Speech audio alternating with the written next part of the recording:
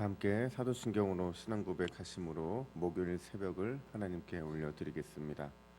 전능하사 천지를 만드신 하나님 아버지를 내가 믿사오며 그 외아들 우리 주 예수 그리스도를 믿사오니 이는 성령으로 잉태하사 동정녀 마리아에게 나시고 본디오 빌라도에게 고난을 받으사 십자가에 못 박혀 죽으시고 장사한 지 사흘 만에 죽은 자 가운데서 다시 살아나시며 하늘에 오르사 전능하신 하나님 우편에 앉아 계시다가 저리로서 산자와 죽은 자를 심판하러 오시리라. 성령을 믿사오며 거룩한 공회와 성도가 서로 교통하는 것과 죄를 사하여 주시는 것과 몸이 다시 사는 것과 영원히 사는 것을 믿사옵나이다. 아멘. 찬송가 458장입니다. 찬송가 458장. 너희 마음에 슬픔이 가득할 때 주가 위로해 주시리라. 아침 해같이 빛나는 마음으로 너 십자가 지고 가라. 참 기쁜 마음으로 십자가 지고 가라.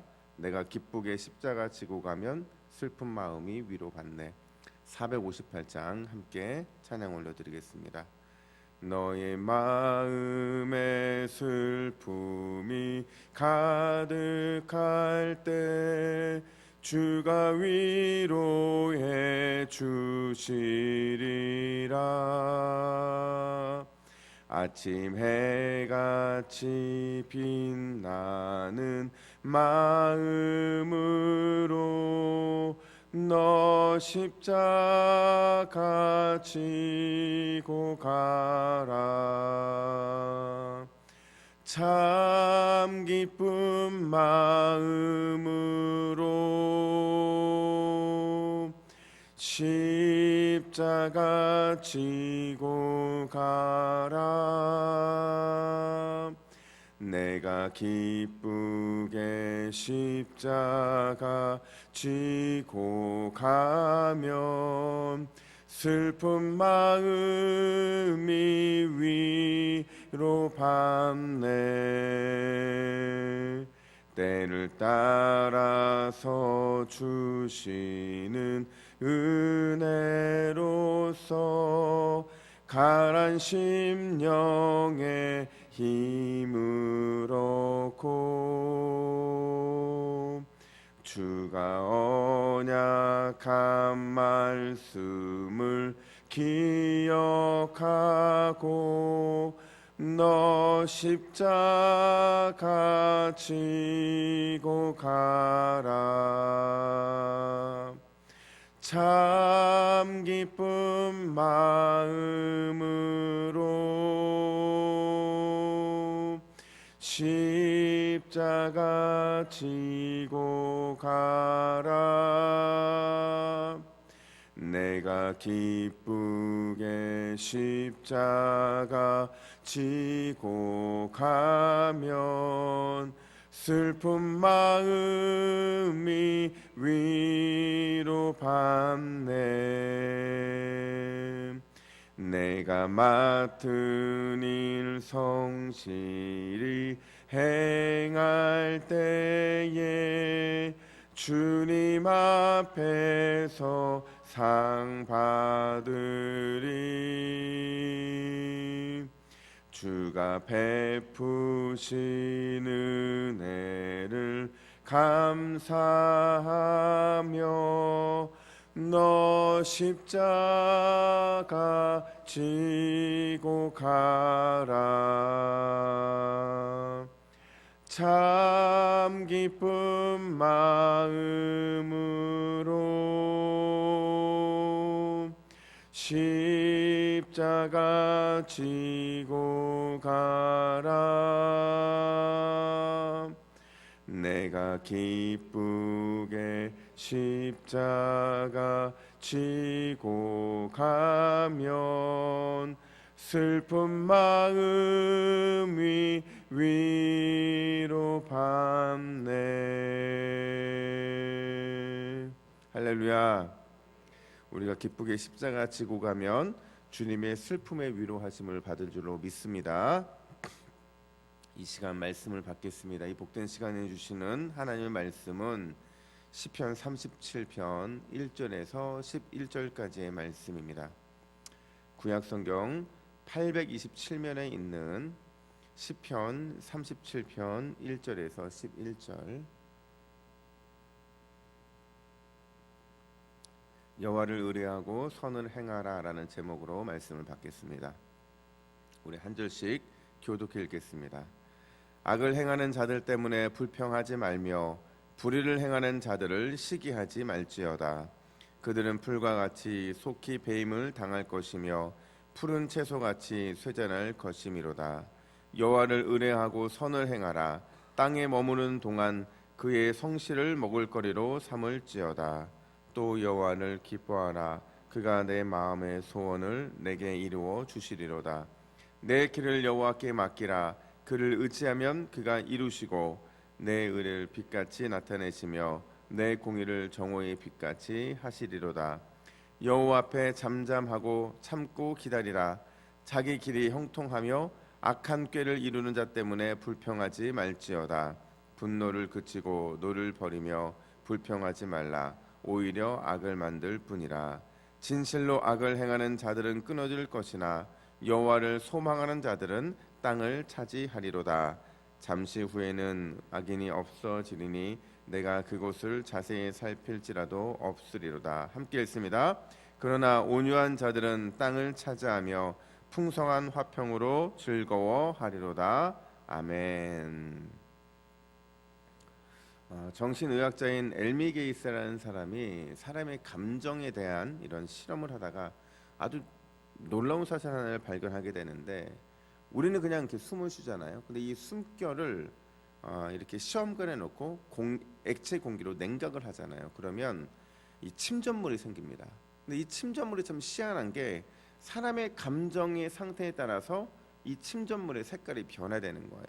화를 내면 밤색으로 변화되고, 고통이나 슬픔의 상태는 회색으로, 그리고 후회할 때, 이럴 때는 분홍색을 나타낸다고 해요. 근데 이 중에서 밤색으로 인한 이 분노의 침전물을 모아서 흰 쥐에게 이제 먹이면 그 쥐가 일정 시간이 지나고 나면 아주 짧은 시간 안에 죽게 된다는 거예요. 근데 이 실험이 반복해서 하다 하면서 엘미 게이스가 얻은 결론이 뭐냐면, 화를 낼 때 사람의 몸에 이제 독소가 생기게 되고, 그 독소가 이 침전물을 통해 나오게 되면 의학적으로는 측정하기는 어렵지만 이 속에 매우 강력한 동력을 가진 독소가 남게 된다, 이렇게 얘기를 하는 겁니다. 그리고 더불어서 만약 한 사람이 1시간 동안 화를 낸 그 침전물이 지속적으로 쌓이게 되면 그 같은 공간에 있는 80명을 죽일 수 있는 독소가 나온다, 이렇게 분석을 했다는 겁니다. 여러분, 분노라는 감정은요, 창조할 때 우리 안에 있었던 거예요. 왜냐하면 이 분노가 무조건 나쁜 게 아니고요. 우리가 악과 불의에 대해서 갖는 의분이 있잖아요. 그 의분을 놓고 본다면 분노는 때로는 좋은 의미로 쓸 때도 있는데, 문제는 우리 안에는 죄의 본성이 이 분노를 악용하게 만들고 또 분노를 조절하지 못하게 만들므로 인해서 분노라는 감정 자체를 악한 것으로 만들고 만다는 것이죠. 근데 여러분, 분노가 악용되고 조절되지 못하게 되면 우리 인생에 독소가 쌓이게 되고, 심지어 독소를 품어내게 되고, 우리 주변에 있는 사람들을 어떻게 보면 이 분노 때문에 죽게 만드는 그런 간접 살인의 삶까지 살아갈 수 있게 된다는 겁니다.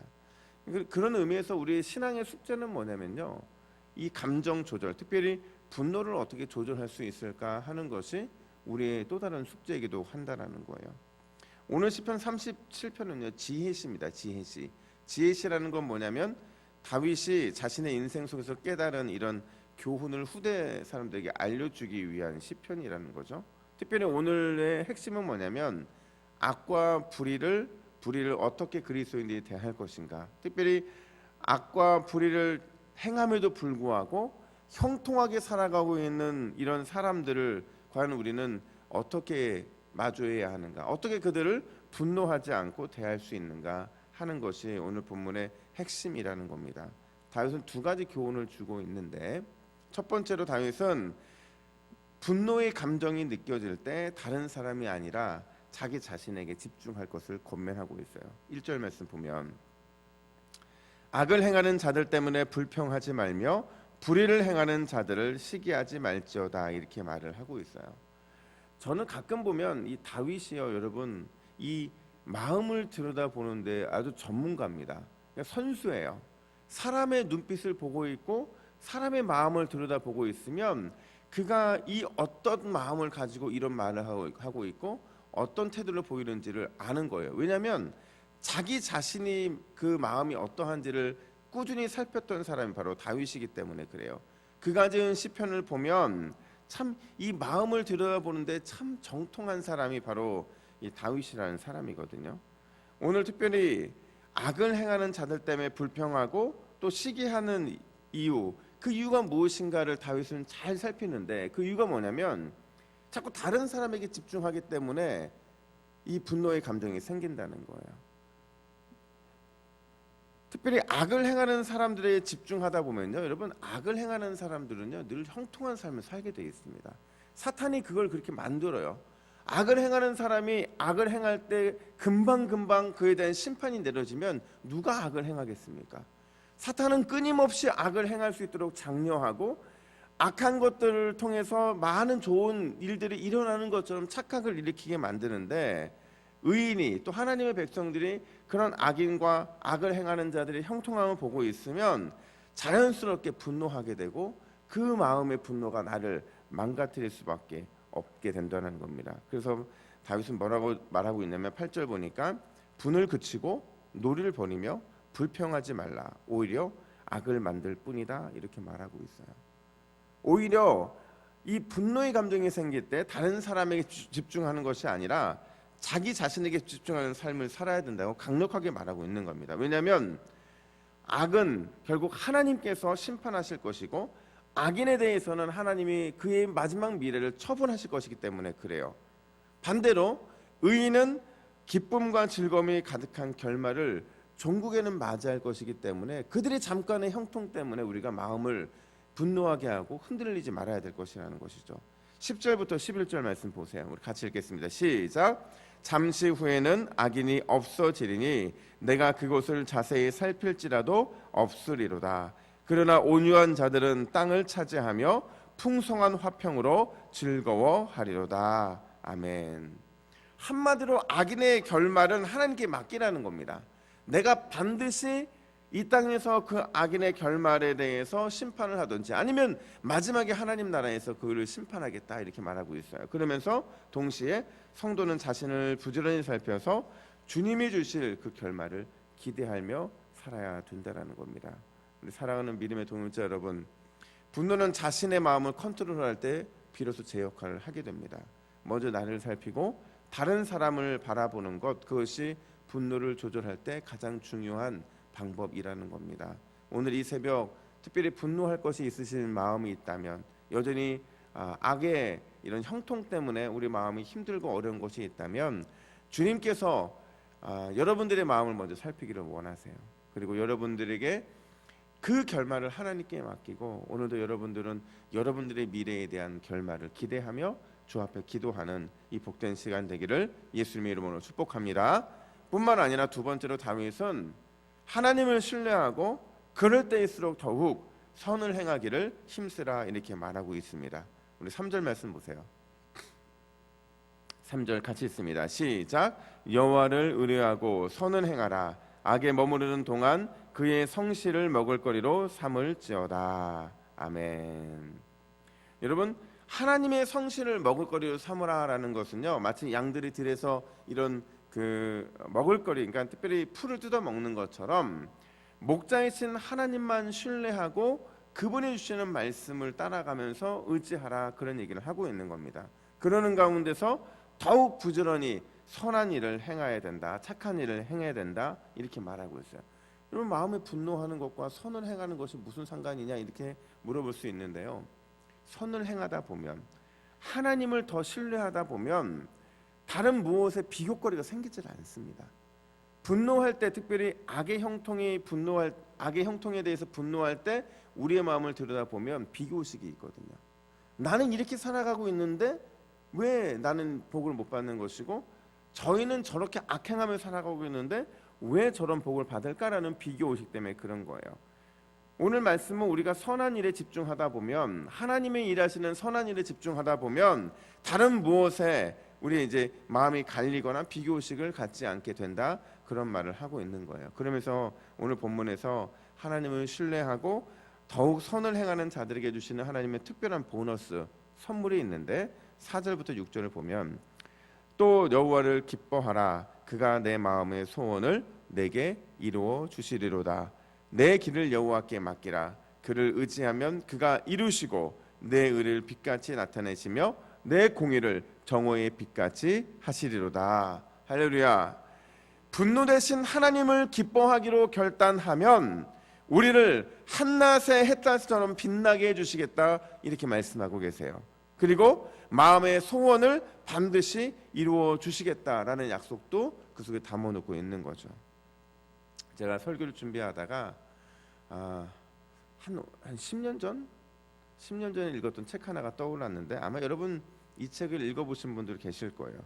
파인애플 스토리라는 책인데, 한 선교사님이 이제 선교지를 갔는데, 이제 오지예요. 거기에서 이 원주민들을 위해서 그들의 식생활을 좀 도와주기 위해서 파인애플 농장을 딱 만듭니다. 파인애플 농장을 만들기 위해서 파인애플 묘목을 자기 돈을 가지고 사서 심었어요.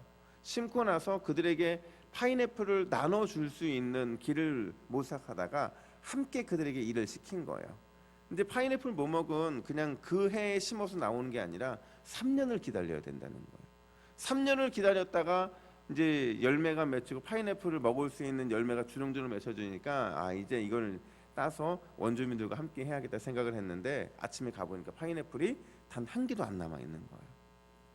화가 나죠. 분노하죠. 내가 무엇 때문에 여기에서 파인애플을 심었고 이 농작을 위해서 얼마나 애썼는데 어떻게 이걸 다 가져갈 수가 있느냐. 그리고 원주민은 물어봅니다. 당신 왜 이걸 가져갔느냐? 그리고 당신 친구들은 왜 가져갔느냐? 그러니까 그들이 하는 얘기가, 우리도 일하지 않았느냐? 그리고 우리 이 땅은 우리 땅 아니냐? 그러니까 우리 땅에서 우리가 일해서 우리가 가져가는 게 당연한 건데, 그게 원주민, 특별히 정글의 법칙이다. 이걸 왜 우리한테 뭐라고 하느냐? 이렇게 답변에 돌아온 거예요. 더 분노하게 되는 거죠. 자기 돈으로 샀고 자기가 애쓰고 힘써서 자기가 했는데 자기는 하나도 못 먹으니까, 또 그러고 다음에 또 그러고 반복하니까 이 사람이 막 분노가 쌓여서 아예 그냥 파인애플 농장을 다 뒤엎어버린 거예요. 그리고 나서 이제 선교사님들 세미나에 가서 선교사님 세미나에서 설교를 했다가 하나님 마음에 큰 감동을 주신 거예요. 그러면서 그가 내가 선교를 함에 있어서 분노로 가지고 그들을 대하니까 아무런 열매가 없었다는 걸 깨닫게 되고 나서 가서 이제 파인애플 농장을 다시 일궈내게 되는데, 그들에게 이제 가져가든 말든 내버려 둔 거예요.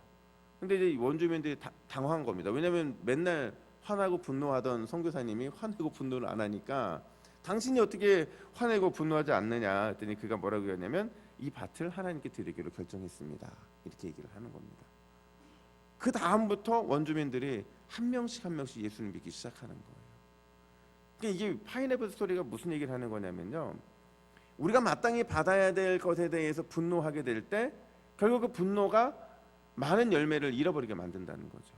하지만 그 분노의 감정 자체를 하나님께 맡기고, 그건 역시도 하나님이 하신 일이라는 사실을 기억하고 그 사랑의 마음으로 바꿀 때 많은 열매를 맺게 된다, 이 얘기를 하고 있는 겁니다. 여러분, 우리가 악인에게 신경을 쓸 이유가 없어요. 악인의 형통함 때문에 우리의 마음이 분노함으로 인해서 거기에 우리의 감정과 마음을 소비할 이유가 없다는 겁니다.